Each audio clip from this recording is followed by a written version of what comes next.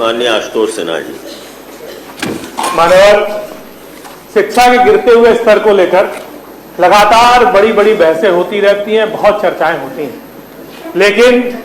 जब हम बेसिक शिक्षा की बात करें तो सारा का सारा ठीकरा शिक्षकों के ऊपर फोड़ दिया जाता है। और चाहे वो शिक्षक हो, शिक्षा मित्र हो या अनुदेशक हो, तो बेसिक शिक्षा की रीढ़ की हड्डी होता है मान्यवर। और जब मौका मिलता है सरकार को तो उसे सारे काम लेते हैं, उससे जनगणना, मतगणना, आर्थिक गणना, पशु गणना, बाल गणना, पल्स पोलियो से लेकर मान्यवर प्रधान से लेकर प्रधानमंत्री के चुनाव तक इन लोगों को लगाया जाता है। लेकिन बहुत दुख का विषय है मान्यवर कि इतने राष्ट्रीय कार्यक्रमों में अपना महत्वपूर्ण योगदान देने के बावजूद भी आज इनकी मूलभूत समस्याएं हैं, जो मूलभूत समस्याओं को सरकार अनदेखा करने का काम लगातार करती है। और इतना विश्वास मान्यवर, मुझको बहुत तकलीफ इस बात की है कि सरकार को इतना विश्वास है शिक्षकों पे। और मैं आपसे कहना चाहता हूं मान्यवर कि जो बेसिक शिक्षा विभाग के अधिकारी हैं, इतने महंगे महंगे ऐप और इतने जटिल ऐप, इतने अव्यावहारिक ऐप लेकर आते हैं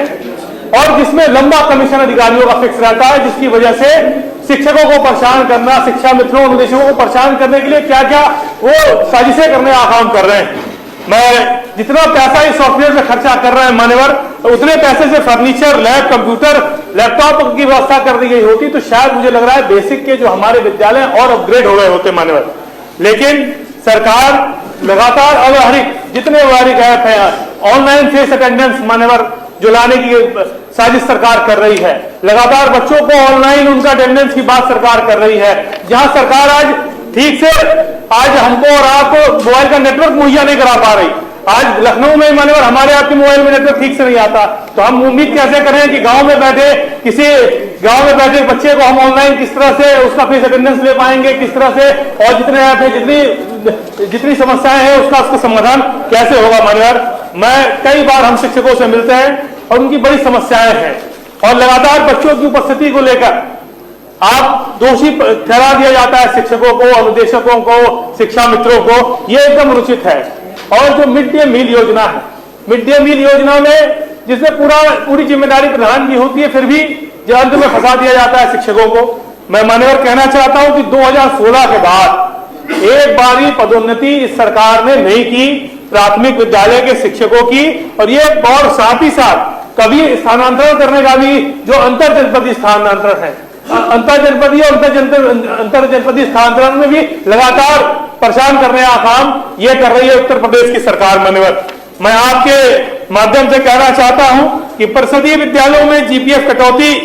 को देखने के लिए भी कोई व्यवस्था इनकी नहीं की गई है। परिषदीय मृतक आश्रित चतुर्थ श्रेणी कर्मचारियों की पदोन्नति के संबंध में मुख्य सचिव के द्वारा भी सहमति मिलने के उपरांत भी शासनादेश अब तक निर्गत नहीं किया गया मान्यवर। 50 से कम जहां संख्या हो रही है वहां विद्यालय बंद कर दिए जा रहे हैं मान्यवर। जन जागरण का सारा काम शिक्षकों को दे दिया जाता है, सरकार अपनी जिम्मेदारी से भागते हुए विद्यालय बंद करने का काम कर रही है और उसके बाद दूसरा कोई और विकल्प नहीं बचता है। इसलिए मान्यवर मैं आपके सामने इनकी जो प्रमुख मांगे हैं वो आपके सामने कहना चाहता हूं कि सभी विद्यालयों में प्रधानाध्यापक नियुक्त होने चाहिए। प्रदेश के बहुत सारे ऐसे हजारों विद्यालय ऐसे हैं जिसमें प्रधानाध्यापक नियुक्त नहीं किए गए मान्यवर, उसमें प्रधानाध्यापक नियुक्त करने की आवश्यकता है। सरकार करने का काम करे, जितने रिक्त पद हैं उनको भरने का काम करे। अंतर जनपदीय व अंतर जनपदीय स्थानांतरण फिर से शुरू हो। Half CL, 31 CL, second Saturday leave कर्मचारियों की भांति इनको भी मिलना चाहिए मान्यवर। और साथ ही साथ मैं कहना चाहता हूं सभी विद्यालयों में शिक्षा हेतु चतुर्थ श्रेणी कर्मचारी की व्यवस्था होनी चाहिए। और जो महत्वपूर्ण विषय एक है जो बहुत लगातार हम देख रहे हैं कि जो शिक्षक मांग करते रहते हैं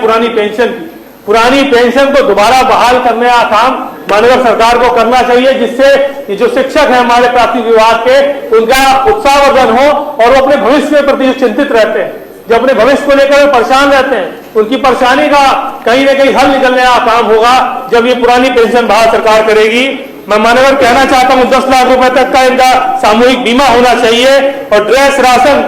जो सरकार दे रही है अभिभावक के खाते में और दबाव बनाती है शिक्षक के ऊपर। मान्यवर हमें और आपको सोचना चाहिए आधार बनाने के लिए। और साथ ही साथ अपार आईडी एक नया इन लोगों का नाटक शुरू हो गया मान्यवर, जब U-डैश पोर्टल पर रजिस्ट्रेशन है उसके बाद भी अपार आईडी बनाने के लिए जबरदस्ती शिक्षक को बनवाना है। शिक्षक जा रहा है, अभिभावक से मिलकर उसका आधार बनवा रहा है बच्चों का, वही जाके जो शिक्षक ही जाकर और जितने हमारे शिक्षा मित्र निदेशक जाकर अपार आईडी बनवाने का काम कर रहे हैं। तो सरकार को हम कहना चाहते हैं मान्यवर कि सारी चीजों से मैं मान्यवर एकदम बिल्कुल आप जल्दी से जल्दी खत्म कर देंगे, आप निश्चित रहिए, मैं 2 मिनट में खत्म करें। तो लगातार मान्यवर मैं यही कहना चाहता हूं कि सरकार को इसे देखना पड़ेगा और किस तरह से जितनी समस्याएं हैं कैसे हम दूर कर सकें। मान्यवर हम शिक्षा मित्रों की बात करना चाहते हैं कि सन 1999 में जब भारतीय जनता पार्टी की सरकार प्रदेश में भी थी और देश में भी थी, उस समय ही शिक्षा मित्रों के, क्योंकि जब जितने हमारे गरीब मजदूर किसान के बच्चे ग्रामीण विद्यालयों में पढ़ते थे तो विद्यालयों को बंद करने का काम सरकार ने किया, क्योंकि शिक्षक को देने के लिए पैसा सरकार के पास नहीं था। ऐसी विषम परिस्थितियों में गरीब किसान के बच्चों को अशिक्षा के अंधकार से लेकर आज ज्ञान के उजाले पर ले जाने वाले, और दीपक का नाम कोई था तो उसका नाम शिक्षा मित्र था मान्यवर। और शिक्षा मित्रों ने लगातार 1 जनवरी 2000 से सर्व शिक्षा अभियान के अंतर्गत शिक्षा मित्रों ने पढ़ाने की शुरुआत की, और शुरुआत करने के बाद मात्र 2250 रुपए से लेकर आज मात्र 10,000 रुपए मान्यवर शिक्षा मित्रों को सरकार देने का काम कर रही है, वो भी मात्र 11 महीने के लिए देने का काम कर रही है मान्यवर। हम बताना चाहते हैं जो हमारी सरकार थी, माननीय अखिलेश यादव जी मुख्यमंत्री थे, 19 जनवरी 2014 को 58,826 शिक्षा मित्रों को समायोजित करने का काम किया था। 8 अप्रैल 2015 को 91,104 शिक्षा मित्रों को समायोजित करने का काम किया था। और मान्यवर जब 2015 में हाईकोर्ट ने रोक लगाई और 17 के बाद जब उसमें सुप्रीम कोर्ट ने इसको निरस्त कर दिया, तो देश के प्रधानमंत्री जी ने ही बनारस की जनसभा में कहा था कि अगर उनको न्यायालय से अगर नहीं न्याय मिलेगा, राहत नहीं मिलेगी तो सरकार उनके साथ खड़ी है। इसके मतलब अध्यादेश लाके उनको नियमित करने का काम करेंगे, लेकिन सरकार ने उनको नियमित करने का काम नहीं किया मान्यवर। इससे मैं ज्यादा कुछ न कहते हुए हम निदेशकों के बारे में